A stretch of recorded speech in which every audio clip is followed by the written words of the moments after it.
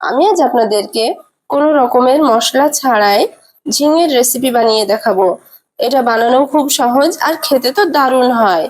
তো আমি ঝিঙে তোলার জন্য ছাদে চলে এসেছি। তো দেখুন আমার ছাদ বাগানে কত সুন্দর ঝিঙের ফুল ফুটেছে। তো এই দেখুন কচি ঝিঙে। তো এদিকেও দেখুন অনেক কচি ঝিঙে ফুল ফুটে রয়েছে। তো এদিকে দেখুন কত বড় বড় আমার ঝিঙে ধরেছে। তো এই দেখুন, তো এদিকেও একটা ঝুলছে।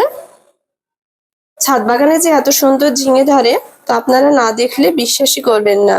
তো দেখুন কত সুন্দর ঝিঙেগুলো। এবার আমি এখান থেকে ঝিঙেগুলো সব কেটে নিব।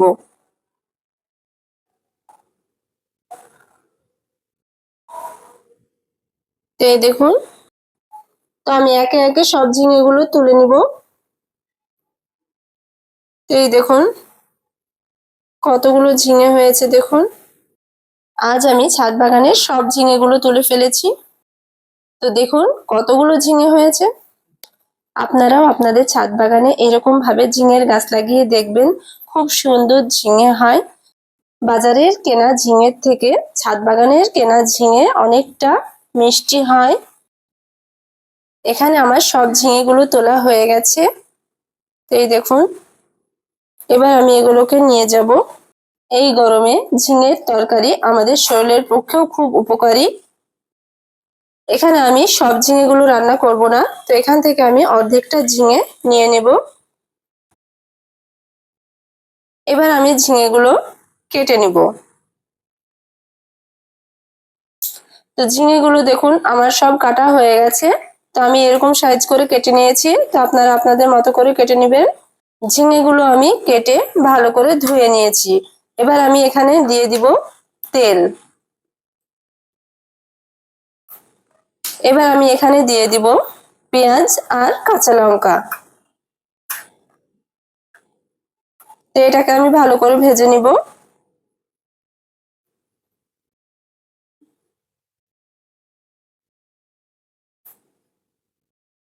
তো এটা ভাজা হয়ে গেছে। এবার আমি এখানে দিয়ে দিব কেটে রাখা ঝিঙেগুলো।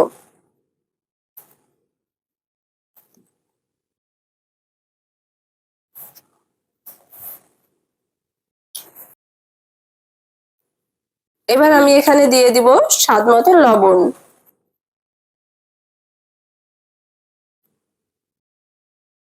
আর দিব হলুদ গুঁড়ো।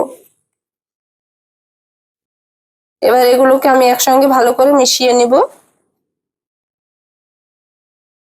আজ আমি এখানে কোনো রকম মশলা ছাড়াই আমি ঝিঙেটা রান্না করে দেখাবো। আর এই ঝিঙেটা খেতে এত টেস্টি হয়, একবার খেলে বারবার খেতে ইচ্ছে করবে। তো দেখুন নাড়তে নাড়তে ঝিঙে থেকে কত সুন্দর পানি বেরিয়ে এসেছে। তো আমি এখানে কোনো রকম পানি দিইনি। তো এই পানিতেই ঝিঙেটা রান্না হয়ে যাবে। তো এরকম ভাবে নাড়তে নাড়তে দেখবেন ঝিঙেটাও সিদ্ধ হয়ে আসবে আর পানিটাও কমে যাবে।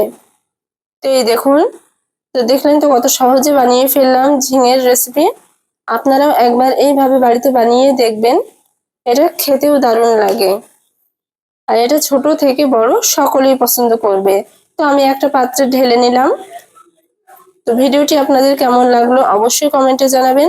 ভালো লেগে থাকলে একটা শেয়ার করে দিবেন আর চ্যানেলটিকে সাবস্ক্রাইব করে পাশে থাকবেন।